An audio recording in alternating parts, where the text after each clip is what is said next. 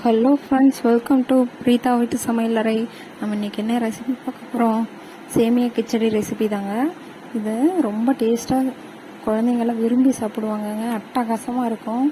இது கல்யாண வீட்டில் எப்படி செய்வாங்க அந்த ஒரு டேஸ்ட்டில் நம்ம இன்றைக்கி செய்ய போகிறோம். வாங்க எப்படி பண்ணுறதுன்னு பார்க்கலாம். அதுக்கு ஒரு கடாயில் எண்ணெய் ஊற்றிக்கோங்க. எண்ணெய் கொஞ்சம் அதிகமாக சேர்த்துக்கோங்க, அப்போ தான் ஃப்ளேவர்ஃபுல்லாக இருக்கும்.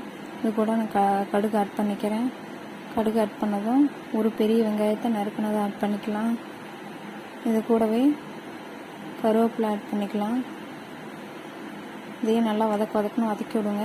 வதக்கணும் வதக்கி விட்டதுக்கப்புறம் நம்ம ஒரு தக்காளி கட் பண்ணி இதோட சேர்த்துக்கலாம். தக்காளியை சேர்த்ததுக்கப்புறம் இதையும் வதக்கணும் வதக்கிக்கலாம். வதக்கினதும் நம்ம தக்காளி வதங்கிறதுக்கு கொஞ்சோண்டு உப்பு போட்டுக்கலாம். உப்பு போட்டதுக்கப்புறம் இதையும் வதக்கி விடுங்க. இதையும் வதக்கி விட்டுட்டு நம்ம இது கூட 2 பச்சை மிளகாய் ஆட் பண்ணியிருக்கேன். உங்களுக்கு தேவைன்னு எவ்வளோ காரம் உங்களுக்கு தேவையோ அவ்வளோ பச்சை மிளகாய் போட்டுக்கோங்க. நான் 2 தான் போட்டிருக்கேன். இன்றைக்கி கேரட் பீன்ஸு இதோட ஆட் பண்ணிக்கலாம்.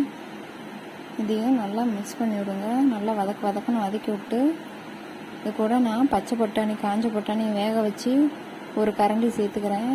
இதையும் நல்லா ஆட் பண்ணி வதக்கணும் வதக்கி விடுங்க. வதக்கி விட்டதுக்கப்புறம் இது கூட லைட்டாக மஞ்சள் தூள் ஆட் பண்ணிக்கிறேன். மஞ்சள் தூள் ஆட் பண்ணதுக்கப்புறம் இதையும் நல்லா வதக்கணும் வதக்கி விடலாம்.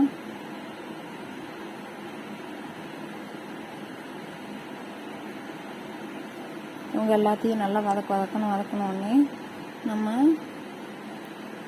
ஒரு மூடி போட்டு மூடி வச்சிடலாம்.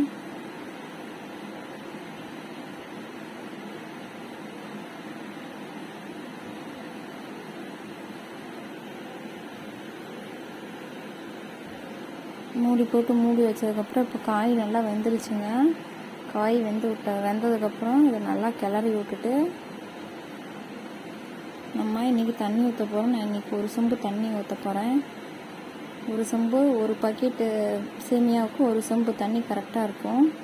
நல்லா ஊற்றிட்டு இதையும் நல்லா மூடி வச்சுக்கோங்க. தண்ணி லைட்டாக கொஞ்சம் நம்ம எடுத்து வச்சுருக்க சேமியாவை ஆட் பண்ணி நல்லா கிளறி விட்டு இவங்க எல்லாத்தையுமே நல்லா மிக்ஸ் பண்ணி விட்டு நம்ம மூடி வச்சிடலாம். மூடி வச்சதுக்கப்புறம் இந்த அளவுக்கு கொதிக்குங்க. இந்த அளவுக்கு கொதி வந்ததும் நல்லா கொதிச்சுக்கிட்டே இருக்குங்க. நல்லா மிக்ஸ் பண்ணி விடுங்க, இல்லைன்னா அடி பிடிச்சிரும். அவ்வளோதாங்க. தண்ணியெல்லாம் சுண்டுனதுக்கப்புறம் இந்த மாதிரி ஆயிருங்க. இது கூட கடைசியாக நம்ம இந்த சீக்ரெட் என்னன்னா நம்ம நெய் கொஞ்சோண்டு ஆட் பண்ண போகிறோம். கடைசியாக நெய் ஆட் பண்ணிங்கன்னா ஃப்ளேவர் சூப்பராக இருக்குங்க. அட்டகாசமாக இருக்குங்க.